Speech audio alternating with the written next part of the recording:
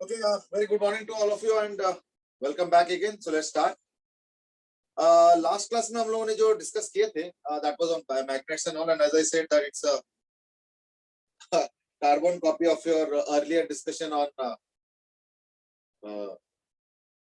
dipoles. I mean, so there was nothing much into that. What we are going to start today is a new topic, and just to introduce you to the topic, I mean, probably देखो हम लोग बहुत कुछ कहते रहते हैं physics में ये है वो है ना, रियल लाइफ के साथ कनेक्शन है, बहुत कुछ कहते रहते हैं हम लोग, है ना, ये कहते रहते हैं। बट एक्चुअली ट्रूली स्पीकिंग अगर देखा जाए तो अगर ऐसे कोई अगर चैप्टर है जो कि वाकई हमारे लाइफ को बिल्कुल चेंज किया, तो एक तो चलो मोबाइल वगैरह वो सब तो चलो कंप्यूटर मोबाइल वो तो एक दूसरा तरीके से वो तो इंजीनियरिंग हो गया एक्चुअली।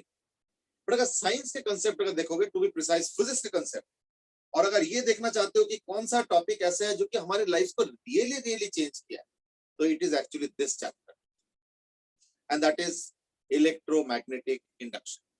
सो एक्चुअली देखा जाए तो ये एक ऐसे चैप्टर है जो कि वाकई हम लोगों के लाइफ को चेंज किया है, जिंदगी को बदला है, ठीक है ना। Good morning messages from Parth, Bansal, Harshit Lohani. Okay, good morning. यानी आज हम लोग डिस्कस करना शुरू करेंगे, स्टार्ट करेंगे what is called as electromagnetic induction.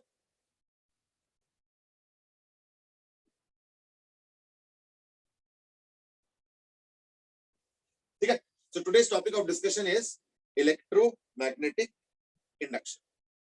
ठीक है, इसमें हम लोग करेंगे क्या डिस्कस, हम लोग बेसिकली एज आई सेड कि क्योंकि ये चैप्टर हम लोग के लिए लाइफ को बदलने वाला टाइप का चैप्टर, या हम लोग के रियल लाइफ को रियली सहूलियत प्रोवाइड किया है ना, तो that is the kind of a chapter this is. हमें तो उस कंटेक्स्ट में अगर हम देखें तो ये चैप्टर का डिस्कवरी और इसका जो प्रोग्रेस है ये थोड़ा इंटरेस्टिंग है। इंटरेस्टिंग इन द सेंस कि you know it has a very chequered history. शुरू में तो कुछ समझ में ही नहीं आया था कि इसमें क्या रूल्स फॉलो हो रहा है, पहले तो यही हुआ, फिर धीरे धीरे समझ में आने लगा कि इसमें एक्चुअली क्या रूल्स फॉलो हो रहा है, and that's where you know things became more concrete. फिर इसका साइंस डेवलप हुआ, मैथमेटिक्स डेवलप हुआ एंड सो ऑन। इनफैक्ट इस चैप्टर के या इस कंसेप्ट का या इसका जो पहला टॉपिक है, इसका स्टार्टिंग का टॉपिक हेडिंग ही गलत दिया सुमेट से हेडिंग ही कैसे गलत हो जाएगा, है ना।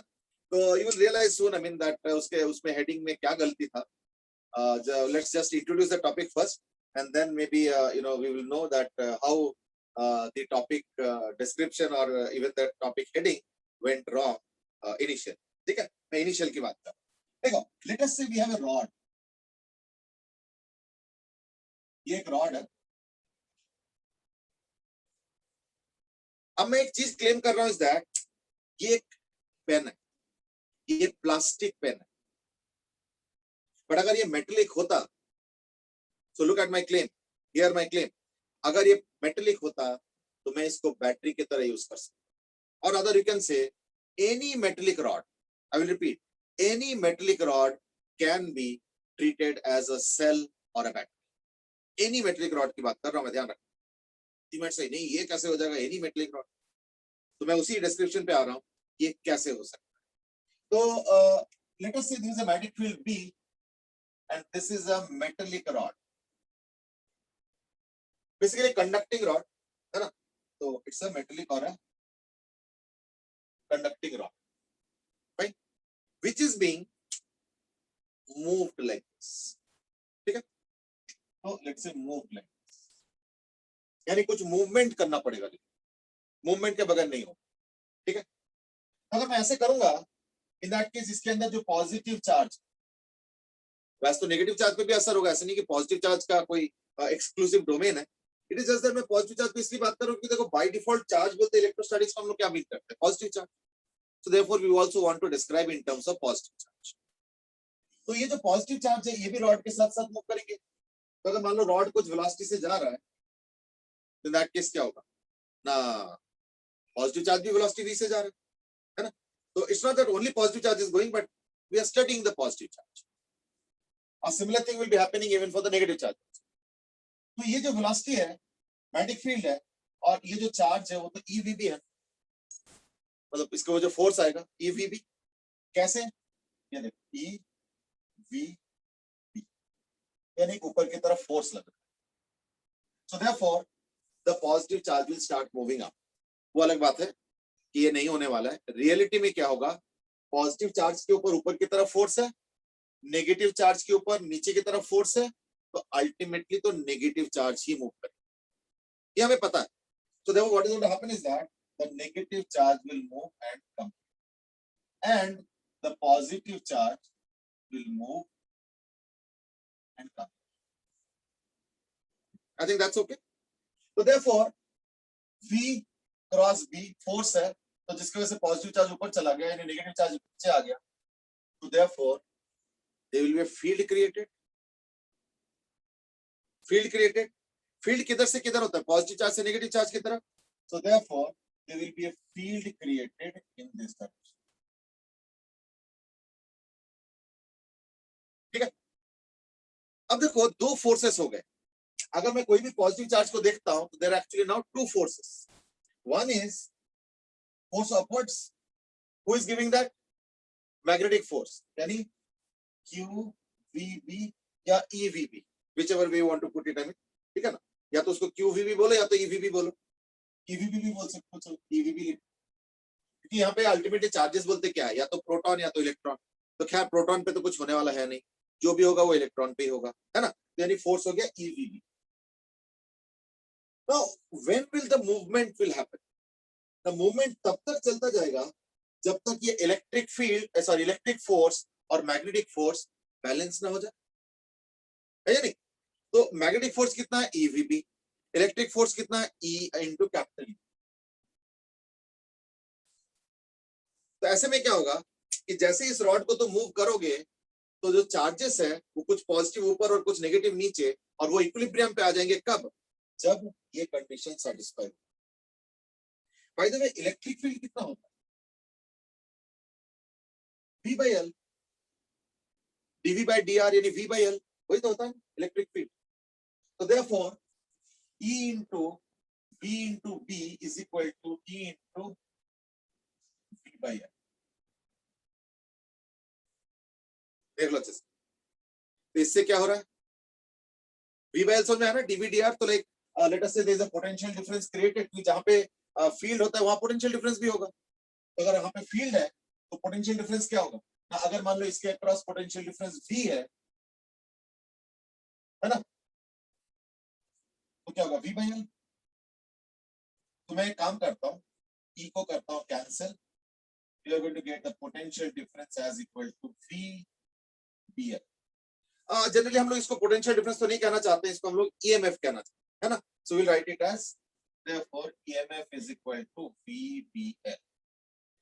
मैं पोटेंशियल डिफरेंस वाला वर्ड इसलिए अवॉइड करना चाह रहा हूँ क्योंकि देखो EMF तो बन जाता है, फिर पोटेंशियल डिफरेंस में तो वो फिर वो इंटरनल रेजिस्टेंस वगैरह वो सब भी देखना पड़ता है, करंट फ्लो हो रहा है एटसेट्रा. तो lot of things need to be taken into account. खैर इस वक्त तो EMF भी बोलो या पोटेंशियल डिफरेंस बोलो कोई अंतर नहीं.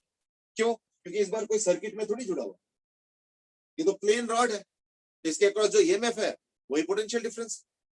तो सिंपल है. तो पोटेंशियल डिफरेंस कितना हो गया ना, VB into L. अब मैं काम करता हूं, इसको एक सर्किट में जोड़ देता हूं. ठीक है. तो let's say if I attach it to a circuit तो क्या होगा, if I attach it to a circuit, let's see what happens. If I attach it to a circuit तो ये हो जाएगा रेजिस्टेंस. ये रॉड है, ठीक है, ये लेंथ L है, रेजिस्टेंस R है, इसका वेलोसिटी V है, मैग्नेटिक फील्ड B है. so therefore the EMF is equal to VBL. Resistance तो R है ही है, तो एक करंट भी जनरेट, ठीक है, is equal to VBL by R. I think simple है. ठीक है. Well, Dev has asked a question that is कि ये इक्वल है, ये कैसे वापस बता दो. देखो एक्चुअली क्या है ना, मैं कह रहा हूँ कि इक्वल कब होगा ना, जब इक्विलिब्रियम स्टेटस है.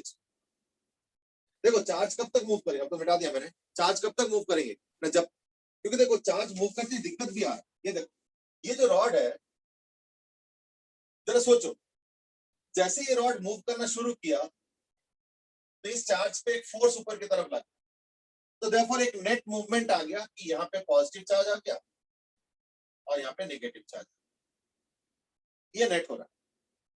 लेकिन अब जरा सोचो, अब जब पॉजिटिव चार्ज जा चुका है थोड़ा सा ऊपर और नेगेटिव चार्ज आ चुका है, अब अगर मैं एक फ्रेश पॉजिटिव चार्ज को देखता हूँ, एक फ्रेश पॉजिटिव चार्ज को, उसके लिए तो दिक्कत होगा ना। क्यों? क्योंकि ये जो पॉजिटिव चार्ज है उसमें ये जो एक्यूमुलेटेड पॉजिटिव चार्ज ऑलरेडी पहुंच चुका है, वो रिपेल करेंगे, और ये जो नेगेटिव एक्यूमुलेट हुआ है वो अट्रैक्ट करेंगे, तो एक डाउनवर्ड नेट फोर्स क्रिएट करेंगे ना। तो therefore एक डाउनवर्ड फोर्स क्रिएट हो रहा है because of this electric force between the two charges and two sets of charges and this, और एक मैग्नेटिक फोर्स ऊपर है, तो शुरू में मैग्नेटिक फोर्स डोमिनेट करे। क्यों? क्योंकि मैग्नेटिक फोर्स ही अकेला है शुरू में, तो और कोई फोर्स ही नहीं है।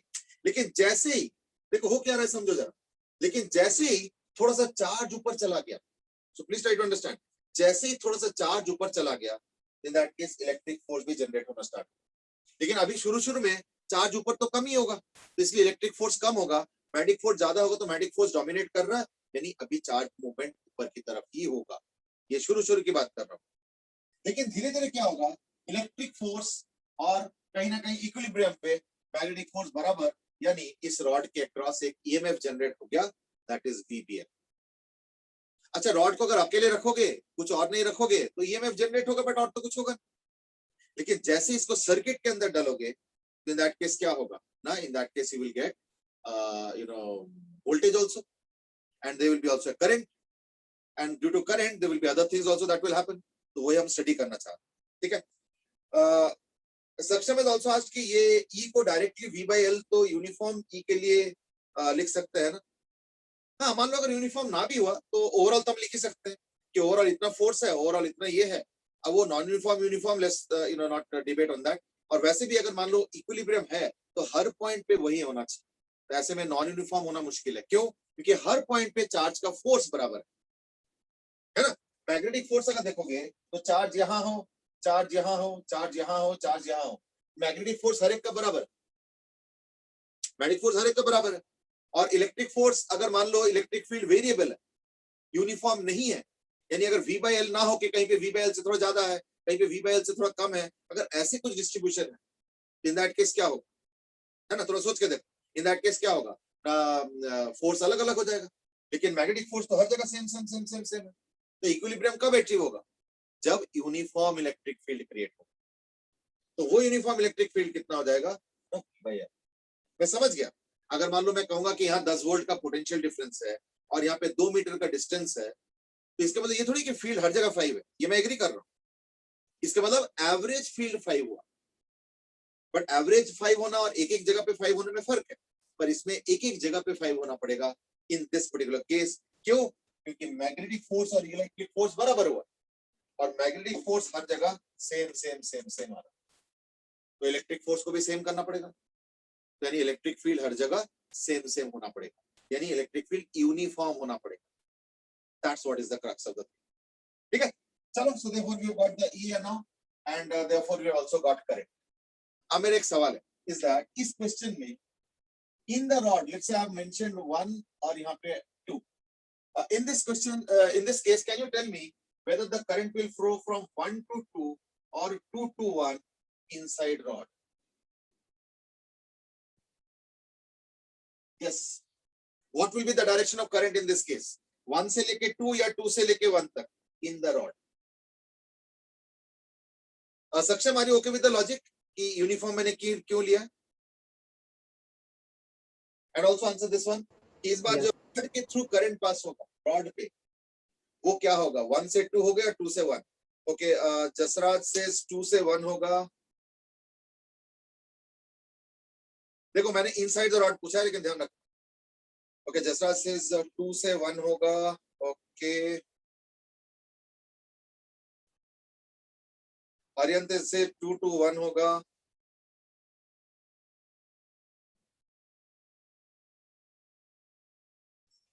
ओके, अब सुनो ध्यान से।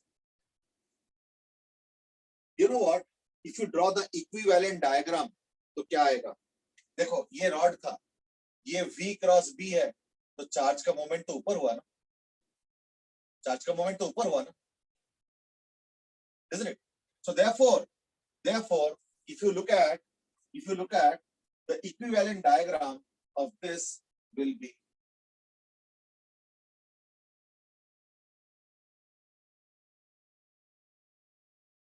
यानी रॉड के अंदर चार्ज 1 से लेके 2 जाएंगे. Saksham has given the right answer. Dev has also given the right answer. Aryan और Jasraj, please अपना आंसर चेक करो. यानी इस केस में क्या होगा, जो करंट होगा वो 1 से 2 तक जाएंगे. ठीक है, प्लीज हैव अ लुक. और ये रेजिस्टेंस आर होगा और ये तो हो गया cell.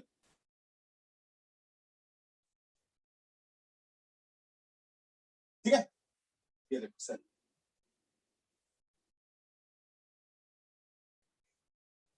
Right, are you getting it?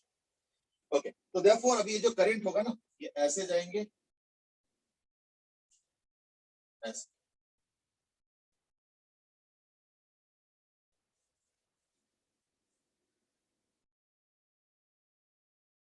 Jasraj आज की क्या बी का डायरेक्शन चेंज नहीं हो जाएंगे? नहीं नहीं नहीं, बी तो एक्सटर्नल मैग्नेटिक फील्ड है, ये तो एक्सटर्नल मैग्नेटिक फील्ड प्रोवाइड किया है, तो B is basically the external magnetic. B में कोई चेंज नहीं. This is the external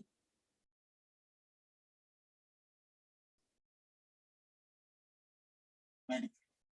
B is totally different magnetic.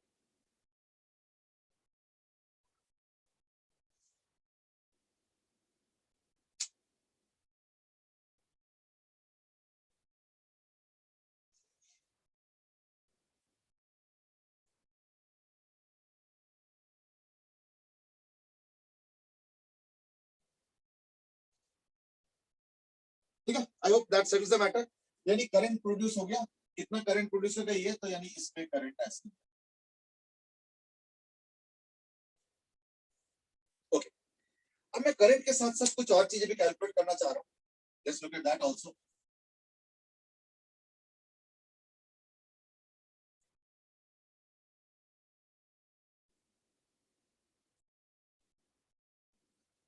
And that is what is the power. Power is equal to I square R.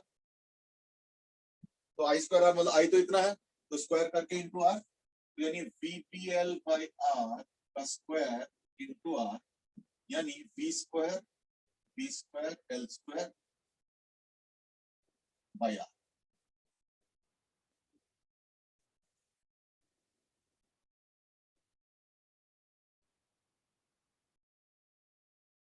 I hope that's comfortable. लेकिन एक सवाल यहाँ पे ये आता है, इज दैट ये पावर आ कहां से रहा है? देखो, एक नॉर्मल सेल में क्या होता है, जब नॉर्मल हम सेल लगाते हैं तो पावर कहां से आता है? सेल का जो केमिकल पोटेंशियल एनर्जी है वो पावर देता है ना. तो यहाँ पे कहां से आ रहा है, that is the question.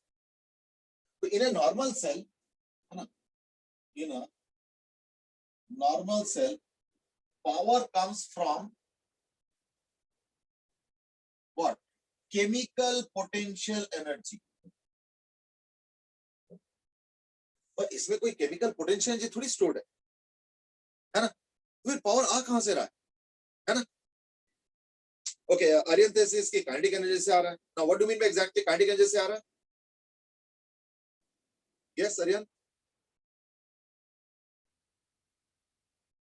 Okay, सक्षम से इसकी पॉजिटिव और नेगेटिव चार्जेस में सेपरेट हो गए हैं, तो पहले जो इंटरेक्शन एनर्जी थी उससे. ओके, आर्यन सेट की वेलोसिटी है रॉड का, तो उससे kinetic energy. Okay, Dev has said kinetic energy of moving charges. Okay, these are not very satisfactory answers actually. Okay, Ansh says कि E डॉट dr का इंटीग्रल. एक्चुअली ना देखो, इसमें एक प्रॉब्लम है कि ये मेनली मैं कहना ही चाह रहा हूं कि हमें एक आउटपुट पावर मिल रहा है. This is the power output that I am getting, v square b square l square by r. But देखो क्या होता है कि एनर्जी कैसे होता है. जैसे मान लो सपोज मैंने इसको उठाया तो इसका पोटेंशियल एनर्जी बढ़ गया, तो कुछ तो हुआ होगा ना. क्या हुआ है? मैंने वर्क डन किया है. मैंने वर्क डन कैसे किया है ना, मैंने अपने मस्कुलर एनर्जी या पावर को यूज किया. इस मसल्स के अंदर केमिकल्स है, जैसे मैंने इसको उठाया तो मेरे मसल्स ने कुछ केमिकल एनर्जी को यूज करके उसको उठाने में मदद किया. तो please try to understand, there is a certain process in it. It's not happening without any process, है ना. तो वो चीज है. तो देयरफॉर इसमें क्या हो रहा है ऐसे कि हमें आउटपुट एनर्जी मिल रहा है. अब इसका थोड़ा आंसर थोड़ा ध्यान से सुनो. यू नो व्हाट, ये जो रॉड है ना, ये रॉड खुद से नहीं चलने वाला, ये रॉड खुद से नहीं चलने वाला, इस रॉड को चलाना पड़ेगा, इस रॉड को चलाना पड़ेगा, तब जाके ये चलेगा और उसी से एनर्जी मिलता है, यानी उस रॉड पे फोर्स मुझे लगाना पड़ेगा. So let's now calculate the force that is required on the rod to move the rod with constant velocity. Acceleration की बात तो मैं कर ही नहीं रहा हूं, मैं वेलोसिटी की बात कर रहा हूं. अगर मान लो तुम चाहते हो कि ये रॉड कांस्टेंट वेलोसिटी से भी चले, तो अ फोर्स इज रिक्वायर्ड. से क्यों? क्योंकि ओके, आर्यन ने आस्क किया अगर मैं फोर्स लगाऊं तो एक्सेलरेशन नहीं होगा.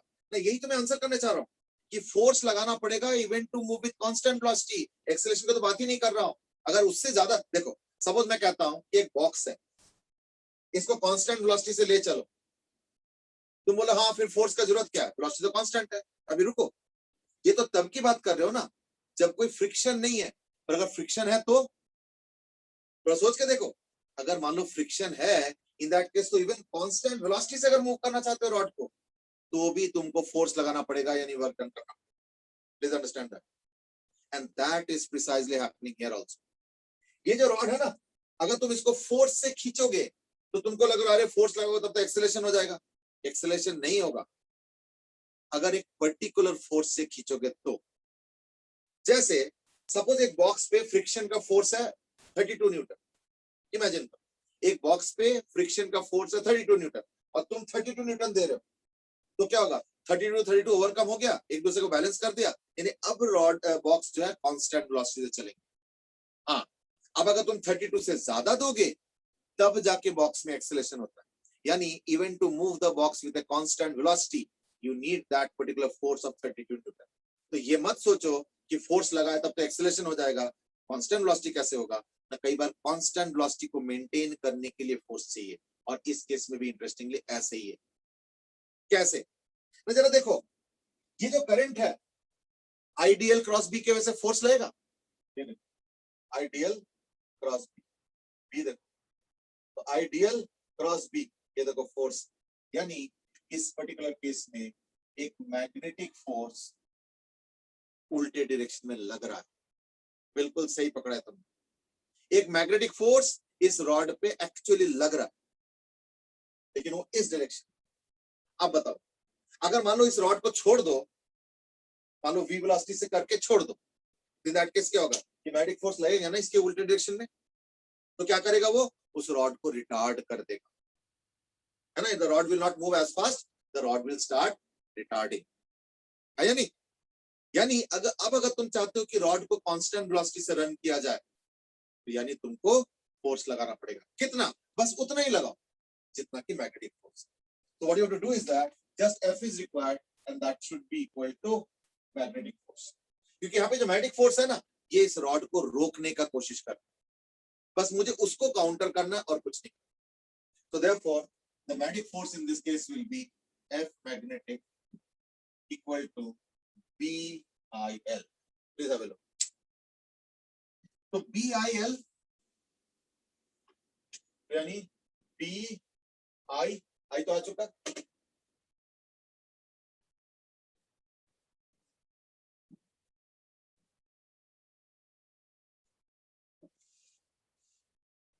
ये फोर्स तुमको लगाना पड़ेगा, तब जाके रॉड कांस्टेंट वेलोसिटी से चलेंगे. अगर इससे कम लगाओगे तो रॉड रिटार्ड करने लगेगा. हाँ, अगर इससे ज्यादा लगाओगे तब एक्सेलरेशन होगा. अब मैं डिनाई नहीं करूंगा, बिल्कुल बात सही है, लेकिन ये फोर्स तो तुमको देना पड़ेगा, और ये फोर्स जो लगाया मैंने, ये बड़ा इंटरेस्टिंग है. अब बताता हूं कैसे. You know what, we know that in linear motion,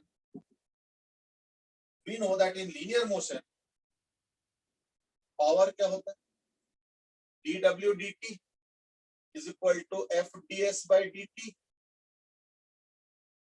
यानी f into v. चेक करो,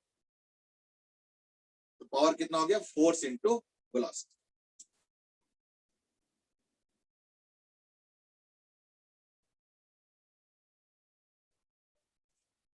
ठीक है, तो यानी इस रॉड को पुल करने में मैं इनपुट पावर दे रहा हूं, कितना, तो power input is equal to force into velocity. तो फोर्स तो ये है, यानी into V, F into V. तो एफ इनटू वी ये आ रहा है is equal to B square L square by R. यानी समझो इस रॉड को रन करने के लिए मैं एक इनपुट पावर दे रहा हूं। अब मैं कितना इनपुट पावर दे रहा हूं वो देखो, है ना, B square L square by R. And due to that, I'm getting an output power. How much is that? This output. V square, L square upon R.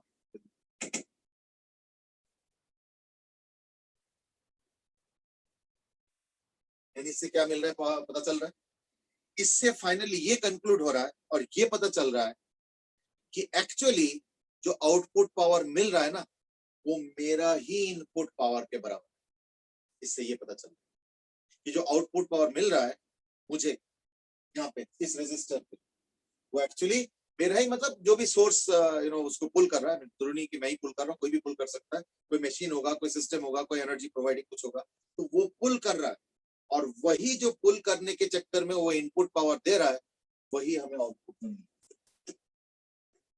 Of course we are assuming an ideal case, ये बात तो है। Ideal मतलब जैसे हमने friction नहीं लिया, हमने एयर रेजिस्टेंस नहीं लिया, और हमने और तमाम कोई इफेक्ट्स नहीं लिए।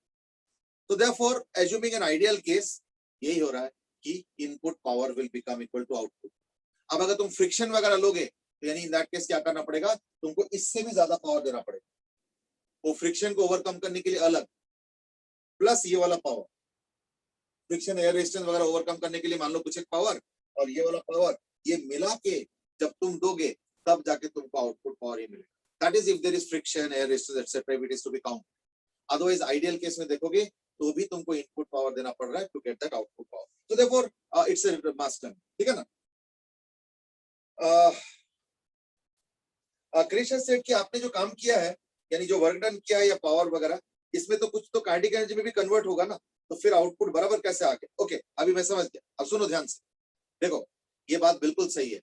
यानी इसका मतलब और एक चीज समझो, सपोज इनिशियली रॉड रेस्ट पे था,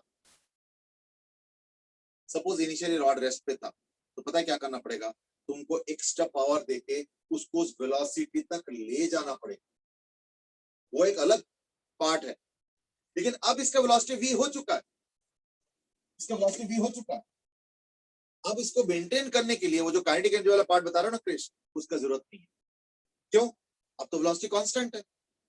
तो देखो work done is equal to change in kinetic energy. अब अगर वेलोसिटी कांस्टेंट मेंटेन कर रहे हो तो इस स्टेज में काइनेटिक एनर्जी चेंज तो नहीं हो रहा है, इसलिए उसके लिए कोई एक्स्ट्रा पावर देने का जरूरत नहीं है।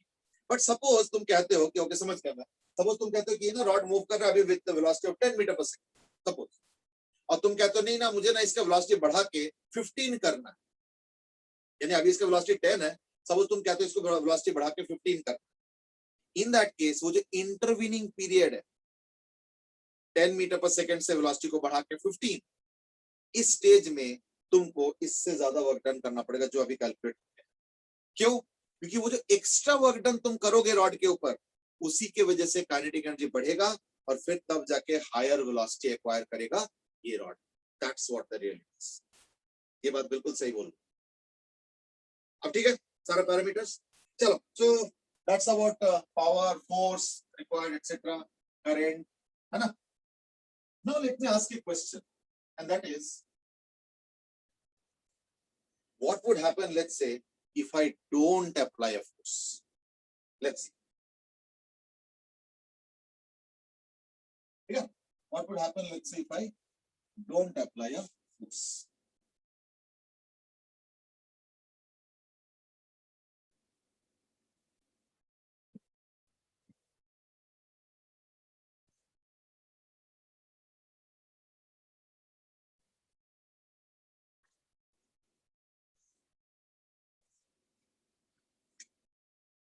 तो लेट्स से मैं कुछ दे रहा हूं सिचुएशन।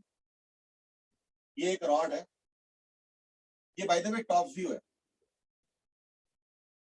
टॉप व्यू का मतलब ये कि टेबल के ऊपर है एक्चुअली, और रॉड मूव कर रहा है तो सिचुएशन है। और इसका लेंथ L है और ये कुछ इनिशियल वेलोसिटी U है और कुछ इनिशियल वेलोसिटी दे के सपोज मैंने क्या किया इसको कुछ इनिशियल वेलोसिटी दे के स्टार्ट करा ठीक है ना और इसका मास दिया हुआ है मैग्नेटिक फील्ड B दिया हुआ है रेजिस्टेंस R दिया हुआ है और इस रॉड में कोई रेजिस्टेंस नहीं तो the rod does not have any resistance ठीक है ना question is draw the VT graph of this and also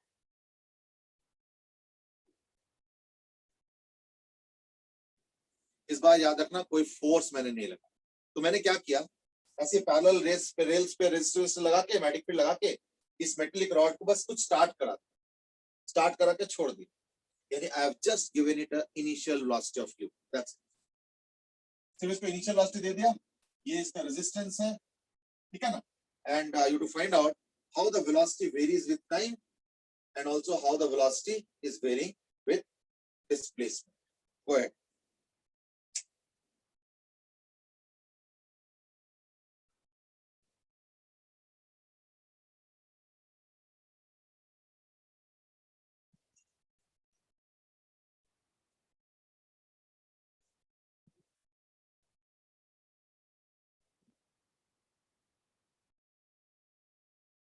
See, what we have read during mechanics was that there was only work done and kinetic energy, there was nothing else. यहाँ पे एक heat energy भी तो evolve हो रहा है क्योंकि यहाँ पे थोड़ा प्रोसेस और इन्वॉल्व है it's not pure mechanics it is involving mechanics it is involving magnetism it is involving electricity and so on तो देयरफॉर क्या हो रहा है कि इस बार जो मैं वर्क डन कर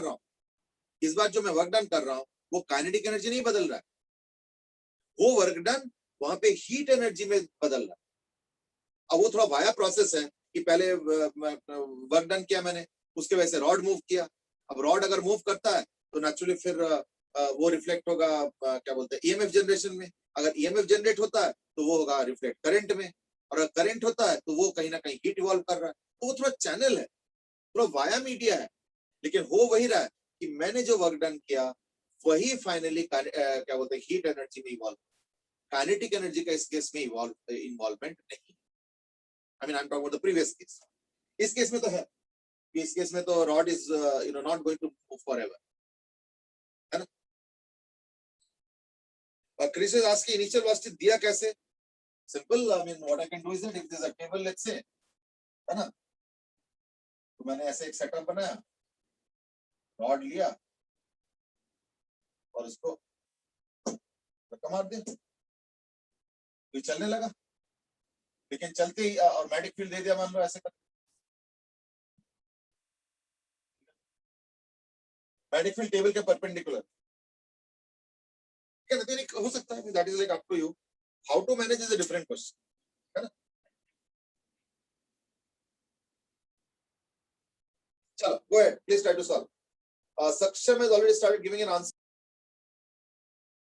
इस केस में अगर ध्यान से देखो तो क्या हो रहा है there are actually two forces ठीक है one is the external force provided by me और दूसरा हो गया मैग्नेटिक फोर्स तो इस पर्टिकुलर क्वेश्चन में तो मैंने कुछ प्रोवाइड ही नहीं किया यानी एक ही फोर्स बचा और वो है मैग्नेटिक फोर्स अच्छा मैग्नेटिक फोर्स होगा किस डायरेक्शन में डायरेक्शन भी तो इशू है ना तो मैग्नेटिक फोर्स होगा किस डायरेक्शन में ना इट विल ऑलवेज ऑपोज देखना हमेशा ऑपोजिट टू द वेलोसिटी हमेशा देखना चाहिए तो देयरफॉर अगर मान लो किसी वक्त मान लो अभी थोड़ी देर बाद वेलोसिटी हो जाता है सपोज u की जगह v किसी वक्त पर तो अगर वेलोसिटी v हो जाए है ना तो अगर वेलोसिटी v हो जाए तो इन दैट केस क्या होगा ना ईएमएफ क्या होगा bvl तो the current will become bvl by r तो जो ऑपोजिंग फोर्स हो जाएगा वो होगा BIL यानी b square VL square by r so therefore there will be an acceleration क्योंकि ऑपोजिंग है इसलिए एक्सेलरेशन क्या हो गया ना माइनस ऑफ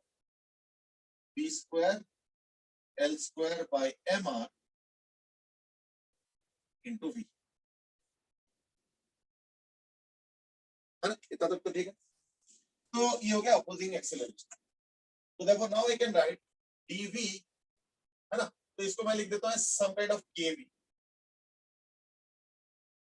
तो ये k बोलते b square L square by mr I think थोड़ा लिखना कम हो जाएगा तो dv by v is equal to minus k into dt क्योंकि मैं एक्सेलरेशन को लिख सकता हूँ एज dv by dt तो dv by v is equal to minus of k dt integration 0 to t इसका u to v, ये तो ln यानी ln v by u is equal to minus of k. So therefore v is equal to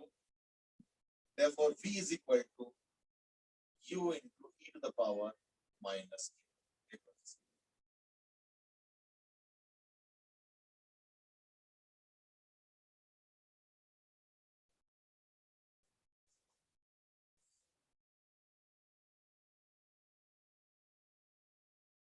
ठीक है, please have a look.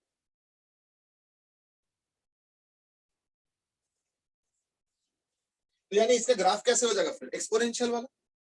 तो exponential वाले में क्या होता है, तो इसका इनिशियल u और फिर फाइनली इस तरह का ग्राफ बनता है ना. Okay, what's next. इसके बाद में इसी एक्सप्रेशन को instead of writing dv dt I can also write it as v dv ds, है ना. So I can also write it as v dv ds. तो यानी v dv ds is equal to minus kv. तो v तो cancel, यानी dv is equal to minus of k ds 0 to s u to v. यानी v minus u is equal to minus ks, यानी v is equal to u minus ks. यानी interestingly क्या हो रहा है, velocity का अगर वेरिएशन देखते हो with displacement that is a straight line. ये देखो v is equal to u minus ks. लेकिन अगर वेलोसिटी का अगर वेरिएशन देखते हो टाइम के साथ that is exponential, so that will reduce like this. इसलिए इसका ग्राफ तो हो जाएगा straight. In fact, what is the stopping distance, है ना. इस केस में एक स्टॉपिंग डिस्टेंस भी बनेगा. कौन सा, ये वाला. दिस विल बी द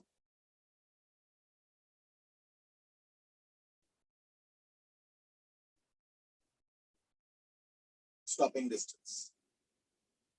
ठीक है, तो this will become in this case the stopping distance. देखो स्टॉपिंग डिस्टेंस क्या होगा जब velocity zero, that's what the stopping distance is.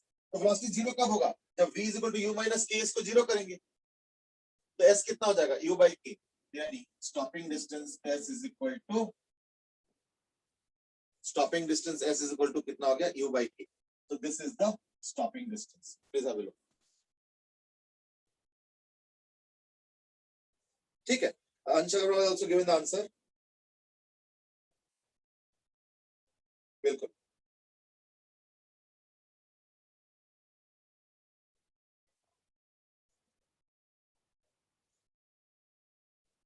एकदम परफेक्ट. ठीक है, तो ये दो चीजें आ गया. Velocity with respect to time, where k is of course the same thing, where k को मैंने थोड़ा शॉर्ट फॉर्म में यूज किया, and that is b square l square by m. That's तो k कितना हो गया ना, equal to b square l square by m, है ना. तो दोनों ही k के टर्म्स में लिखा है u into e to the minus kt और u minus ks. Now there is something interesting here. इस बार देखो जरा स्टॉप कब करेंगे. If I ask you when will it stop, तो क्या आंसर है. The answer is that it will never stop. वही अरियंत has written कि infinity. हाँ, तो यही हुआ ना. मतलब अगर मैं बोलूंगा कब रुकेंगे, ना इनफाइनाइट टाइम बाद रुकेंगे. That is what is happening. क्योंकि this will become zero only at t is equal to infinity. So therefore I can easily say that v is equal to 0 at t is equal to infinity. यानी ये एक बड़ा interesting situation है. कभी सोच के देखना कैसे लगता है अजीब सा, कि अगर मैं पूछूंगा कि ये कब तक चलेगा, आंसर इज ये चलता ही रहेगा, ये कभी नहीं रुकने वाला. तो ऐसे तुमको ये लगता होगा कि शायद ये तो बहुत दूर चला जाएगा इसका मतलब. लेकिन अगर मैं अगला क्वेश्चन पूछता हूँ ये कहां तक चलेगा, तो ये यहीं तक चलेगा बस. यानी ये कभी रुकेगा नहीं, लेकिन u by k वाला जो पॉइंट है उसको कभी पार भी नहीं कर पाएगा. That's a very interesting dichotomy. कि ये it will never stop, but it will not cross this point of u by k. अब ये थोड़ा सा कई बार सोचने में कॉन्ट्रडिक्टरी सिचुएशन लगता है, ठीक है ना। अंश has given the perfect explanation for that and that is कि ये जो एरिया है ये इसका लिमिट, बिल्कुल सही बात है कि just because a function is converging, क्योंकि वेलोसिटी कम होता जा रहा है, तो अगर dt dt dt इंटरवल पे अगर तुम डिस्प्लेसमेंट निकालते हो तो vdt vdt vdt vdt ऐसा है, तो ये कभी रुकने वाला नहीं है, लेकिन अगर इसका समेशन करोगे तो ये फाइनाइट आता है। It's somewhat similar, of course same तो नहीं क्लेम कर रहा हूं मैं, क्योंकि ये तो कंटिन्यूअस फंक्शन है और जो मैं क्लेम कर रहा हूं वो है सिमिलर टू इनफाइनाइट जीपी, जिसमें इनफाइनाइट टर्म्स होता है, टर्म्स इनफाइनाइट होता है लेकिन उसका सम फाइनाइट। अगर मान लो मॉड आर लेस देन 1 हुआ तो, यानी कॉमन रेशियो अगर लेस देन 1 हुआ तो, पता या नहीं, तो सेम यहाँ पे भी हो रहा है कि बिल्कुल सही बात है, it will never stop but it will not cross you by के, रीजन बीइंग दैट कि लास्ट का जो पार्ट है ना इसका कंट्रीब्यूशन एरिया में इनसिग्निफिकेंट होगा, तो लास्ट वाले पोर्शन है ना उसका जो एरिया में कंट्रीब्यूशन होगा that will be insignificant, that's how it is going to happen, ठीक है ना। चलो, so that's the first case that we wanted to discuss, okay. अच्छा, now Krish you were earlier asking, Krish तुम थोड़ी देर पहले पूछ रहे थे कि जो वर्क डन होता है, even अरियंत was also asking little bit, and that is जो वर्क डन होता है वो तो चेंज ऑफ काइनेटिक एनर्जी होता है, तो यहाँ पे तो काइनेटिक एनर्जी चेंज हो नहीं रहा है, तो ये जो हमने सिचुएशन देखा था इसके पहले, ये वाला तो अलग क्वेश्चन हो गया, इसके पहले जो हमने सबसे पहले किया उसमें वही हो रहा है कि work done is not changing kinetic energy but it is giving something else and that is heat energy the resistance. चलो वो तो मैंने बताया कि इनडायरेक्टली कैसे वाया मीडिया होता है। अब मेरा क्वेश्चन वही है जो तुम लोग पहले सोच रहे थे कि क्या इसके मतलब वर्क डन काइनेटिक एनर्जी को चेंज ही नहीं करता, तो देखो मैंने क्या बताया था कि चेंज कर सकता है, पर जो अभी तक हमने डिस्कस किया था तो फर्स्ट क्वेश्चन था और आधा सिचुएशन था उसमें नहीं हुआ था, बट अब होगा। अब मेरा क्वेश्चन समझो, question is the same, that same mass is there but this time there is a constant force applied and this time u is equal to 0, यानी रॉड के पास कोई इनिशियल वेलोसिटी नहीं, ठीक है, रॉड के पास कोई इनिशियल वेलोसिटी नहीं है। मैंने क्या किया, मैं इस रॉड को अब कांस्टेंट फोर्स से पुल करना शुरू कर, मैं इस रॉड को कांस्टेंट फोर्स से सपोज पुल करना शुरू कर रहा हूं, तो क्या होगा, गो ahead please go ahead.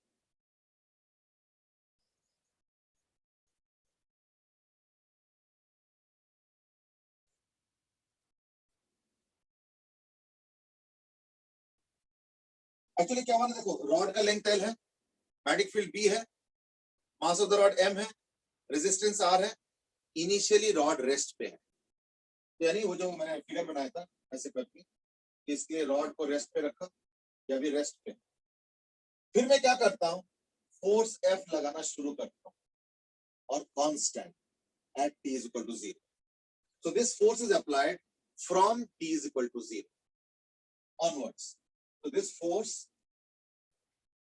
which is a constant, I mean,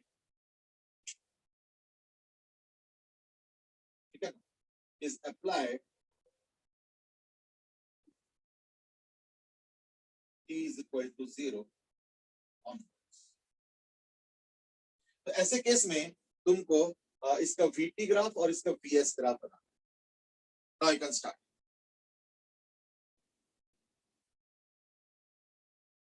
Interestingly, this situation is similar to a ball drop. You know, अगर याद करके देखो क्लास 11th में फ्लूइड्स चैप्टर में हमने एक सिचुएशन डिस्कस किया था, and that was what would happen, let's say if a ball is dropped, और इसके ऊपर प्रैक्टिकल भी था, तो I don't remember whether you done this in practical or not, शायद किए होंगे या कुछ लोगों ने किए होंगे, I don't remember. अब तो प्रैक्टिकल कहना ही is itself a bit of a problem है, प्रैक्टिकल तो अब क्या होता है। Ariyant is asking about, is it are you talking about viscous force? The answer is yes. याद करके देखो होता क्या था ना, एक कांस्टेंट फोर्स mg एक्ट कर रहा है इसके ऊपर, वो तो ग्रेविटी फोर्स, वो तो चेंज नहीं होगा, तो एकदम शुरू में अगर देखते हो तो there is only one force and it is mg, due to which there is an acceleration which is g downwards. चलो ये तो हो गया स्टार्ट, लेकिन इसी एक्सेलरेशन की वजह से क्या वेलोसिटी बढ़ेगा, so the velocity will go on increase, लेकिन एक पैरेलल प्रोसेस और स्टार्ट हो जाएगा। क्या, मैं याद करके देखो, हमने बताया था is that there is a resistance force also and that is मोटा मोटा मतलब approximately proportional to the velocity. यानी जैसे ही नीचे आना शुरू होगा तो इसका वेलोसिटी बढ़ेगा, और जैसे ही वेलोसिटी बढ़ेगा तो एक रेजिस्टिव फोर्स क्रिएट होगा या स्टार्ट हो जाएगा in the opposite direction, resistive force. अगर मान लो एक रेजिस्टिव फोर्स ऑपोजिट डायरेक्शन में क्रिएट होता है, तो सोच के देखो, अगर एक रेजिस्टिव फोर्स ऑपोजिट डायरेक्शन में क्रिएट होता है तो इसका मतलब क्या हुआ कि जो वेलोसिटी इतना फास्ट बढ़ रहा था because of acceleration to gravity थी, वो अब क्या होगा ना, वो अब थोड़ा थोड़ा चेंज हो जाएगा। क्यों? बल्कि वो डिक्रीज होगा। क्यों? क्योंकि वेलोसिटी के साथ साथ एक ऑपोजिट डायरेक्शन में भी फोर्स बढ़ना शुरू करेगा। तो क्या होगा ना, वेलोसिटी तो बढ़ेगा, लेकिन वेलोसिटी शुरू में जितना जल्दी जल्दी बढ़ रहा था वो अब थोड़ा सा धीरे धीरे बढ़ेगा। अब कई बार धीरे भी बोलो और बढ़ेगा भी बोलो तो लाइक थोड़ा कॉन्ट्रडिक्टरी लगता है। कॉन्ट्रडिक्शन कुछ नहीं है। जैसे मान लो इनिशियली वेलोसिटी था 0, फिर 10, 20, 30, 40, 10 10 10 10 बढ़ता जा। लेट्स से एक सिचुएशन बता, बाद में क्या आ रहा है कि मान लो वेलोसिटी हो गया 200, लेकिन उसके बाद 202, 204, 206, यानी वेलोसिटी बढ़ तो रहा है लेकिन देखो धीरे धीरे धीरे बढ़ रहा है। So that's what I am exactly suggesting. इससे क्या होगा देखो कि एक स्टेज ऐसे आएंगे जब इसका जो डाउनवर्ड फोर्स ऑफ ग्रेविटी है और जो विस्कस फोर्स है, जो कि जनरली हम लोग क्या लेते हैं 6 pi eta r v under you know steady state conditions, वो दोनों बराबर हो जाएंगे। उसके बाद क्या होगा, नेट फोर्स 0 हो जाएगा। फोर्स 0 नहीं हो रहा है, दो मिला के नेट फोर्स 0 हो रहा है, यानी एक्सेलरेशन अब 0 हो जाएगा, यानी अब वेलोसिटी कांस्टेंट हो जाएगा। और याद करके देखो, उस वेलोसिटी को हमने एक नाम भी दिया था, that was the terminal velocity. यहाँ पे भी टर्मिनल वेलोसिटी का भी कंसेप्ट है। क्यों? क्योंकि मैं जो फोर्स लगा रहा हूं वो तो है कांस्टेंट, तो मैं जो फोर्स लगा रहा हूं वो तो है कांस्टेंट, लेकिन जो अपोजिंग फोर्स क्रिएट होगा वो मैग्नेटिक फोर्स है। और मैग्नेटिक फोर्स का फॉर्मूला भी हमने थोड़ी देर पहले देखा था, v square v l square by r, तो वो जो है प्रोपोर्शनल टू v है, यानी सिचुएशन इज सिमिलर। यानी मेरा फोर्स कांस्टेंट है, इतना है, लेकिन जो अपोजिंग फोर्स है वो 0 से स्टार्ट होकर बढ़ता बढ़ता जा रहा है, बढ़ता जा रहा है, बढ़ता जा रहा है, बढ़ता जा रहा है। एक स्टेज आएगा जब मेरा फोर्स और अपोजिंग फोर्स बराबर हो जाएगा, यानी जब मेरा फोर्स और अपोजिंग फोर्स बराबर हो जाएगा, तो ऐसे में क्या होगा, नेट फोर्स 0 हो जाएगा। और अगर नेट फोर्स 0 हो जाता है तो दैट केस पे वेलोसिटी कांस्टेंट। देयरफॉर एक चीज तो है कि ग्राफ बनाने के लिए मुझे कोई मैथमेटिक्स नहीं चाहिए, ना ही कोई और आगे कुछ करना है, ग्राफ तो मोटा मोटा मुझे पता चल। तो therefore graph will be like this, there will be some maximum velocity, peak velocity which we can call as some kind of a terminal velocity, वो तो अचीव होगा, उसके पहले वेलोसिटी बढ़ता जाएगा। तो therefore this will be the velocity, so this will be the terminal velocity. और velocity 0 से बढ़ेगा, and same will happen for displacement also, है ना। तो यू नो ऐसे वही टर्मिनल वेलोसिटी और डिस्प्लेसमेंट बढ़ता जाएगा, लेकिन वेलोसिटी तो कहीं ना कहीं टर्मिनल पे और तो नहीं बढ़ेगा, तो it will be like this. तो देखो ग्राफ के लिए तो देखो इतना मुझे मैथमेटिक्स नहीं चाहिए, लेकिन अगर एग्जैक्ट फंक्शन चाहिए तब तो मैथमेटिक्स चाहिए, है ना। चलो, तो अगर मान लो किसी वक्त अगर मान लो वेलोसिटी v है, सब अभी तो u है, बट थोड़ी देर बाद मान लो ये वेलोसिटी बढ़ के v हो, तो उस समय इसका अपोजिंग फोर्स क्या होगा, जो अपोजिंग फोर्स यानी मैग्नेटिक फोर्स होगा वो होगा BVL by R, that is the current, VIL is the opposing force, यानी जो नेट फोर्स आएगा वो आएगा F minus B square L square by R into V। तो जिसके चक्कर में क्या होगा, एक एक्सेलरेशन क्रिएट होगा, so that acceleration will be equal to net force by mass, यानी equal to this by m minus this. अब एक काम करो, इसको मैं लिख लेता हूं एज a माइनस b। अच्छा सॉरी, ये नहीं लिख सकता, k1 माइनस k2 तो लिख सकता हूं मैं, है ना, k1 माइनस k2 ही। तो अगर मैं ऐसे लिखता हूं तो इन दैट केस क्या होगा, है ना, अगर मैं ऐसे लिखता हूँ k1 minus k2v, then what will happen? तो मैं इसको लिख दूंगा as dv by dt is equal to k1 minus k2v, then it dv by k1 minus k2v, ठीक है ना, is equal to dt 0 to t और ये हो जाएगा 0 to v, ठीक है। तो ln है ना, तो ln minus 1 by k2 minus 1 by k2 ln k1 minus k2v 0 to v is equal to t, यानी k1 minus k2v by k1 is equal to e to the power minus k2t, यानी v हो जाएगा equal to k1 by k2, ठीक है ना, v हो जाएगा equal to k1 by k2 into 1 minus e to the power minus k2, और k1 k2 क्या है ना, वो तो हमने पहले ही बताया, k1 is f by m, तो k1 is equal to f by m और k2 हो गया equal to b square l square by m is equal to b square l square by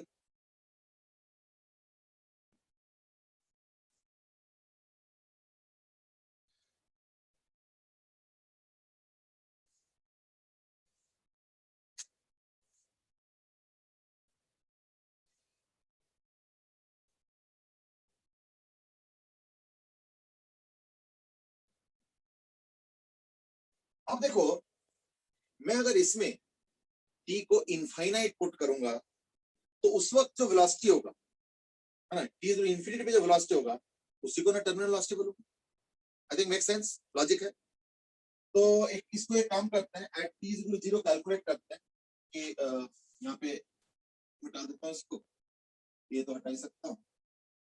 eight t is equal to infinity, at t is infinity velocity कितना आ रहा है, e minus k2t क्या होगा, 0 है ना, क्योंकि इंफिनिटी है, तो e minus infinity is what, 0, तो 1 into k1 by k2 यानी b is equal to k1 by k2।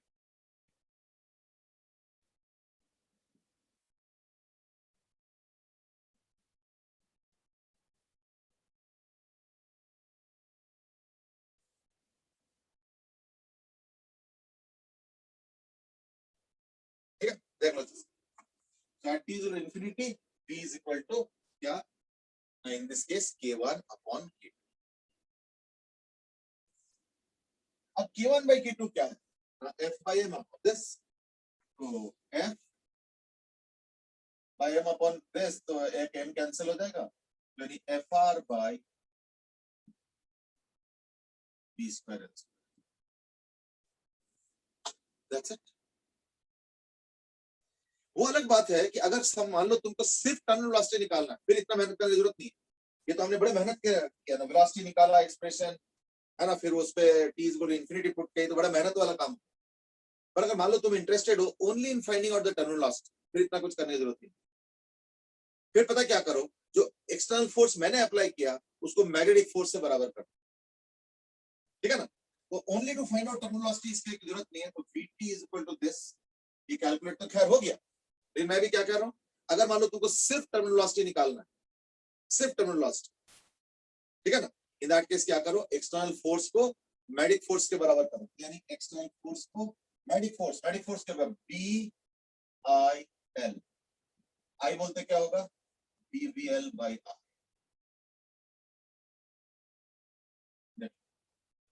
यानी equal to B square B L square by R.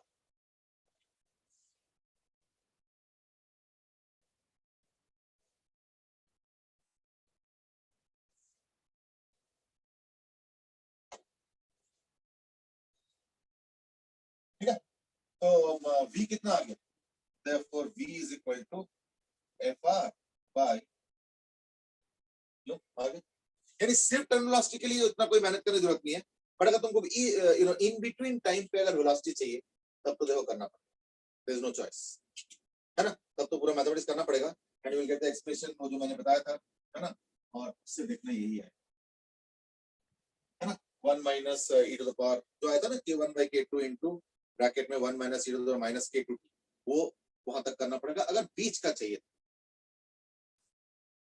ठीक है? फाइन, तो देख लो, this is the terminal velocity.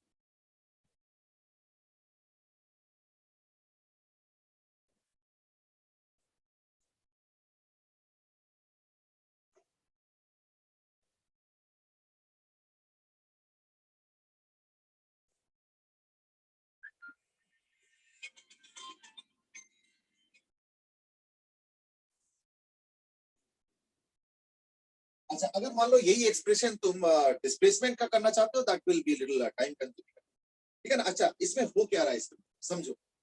तो now you might be wanting to know the analysis that is happening. इस बार क्या हो रहा है, ये जो टर्मिनल वेलोसिटी अचीव हुआ ना, इस वेलोसिटी पे, यानी अभी तक क्या हो रहा था, शुरू में क्या हो रहा था कि जो मैं फोर्स लगा रहा हूं ना, और उससे के वजह से जो वर्क डन हो रहा है, फोर्स इनटू वेलोसिटी की वजह से, शुरू में क्या हो रहा था ना, मैं ज्यादा वर्क डन कर रहा हूँ और आउटपुट में कम आ रहा है, यानी जो हीट एनर्जी के फॉर्म में आ रहा है ना, मैं शुरू की बात कर, तो initial input power is greater than the output power through heat. So therefore, the kinetic energy remaining power is going into increasing kinetic energy. यानी शुरू में, यानी in the beginning तो velocity कम था, है ना? V is less. So therefore, power output, है ना, in resistor is less than power input due to F. ये शुरू में हो रहा है, पावर आउटपुट इन रेजिस्टर शुरू में क्या हो रहा है, is less than the power input due to force. तो मैं फोर्स के थ्रू ज्यादा पावर इनपुट कर रहा हूं और जो आउटपुट आ रहा है वो कम आ रहा है।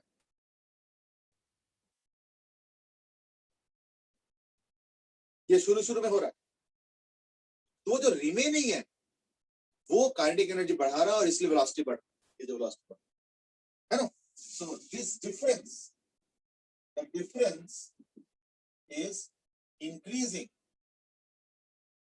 kinetic energy of rod, is increasing the kinetic energy of the rod. अब जब kinetic energy of the rod बढ़ता है तो यानी velocity बढ़ता है, velocity बढ़ता है तो EMF बढ़ता है ना? और अगर EMF बढ़ता है तो करंट बढ़ता है, और अगर करंट बढ़ता है तो जो आउटपुट पावर होता है ये वाला रेजिस्टेंस का, वो भी बढ़ रहा है, यानी सब कुछ साथ साथ हो रहा है।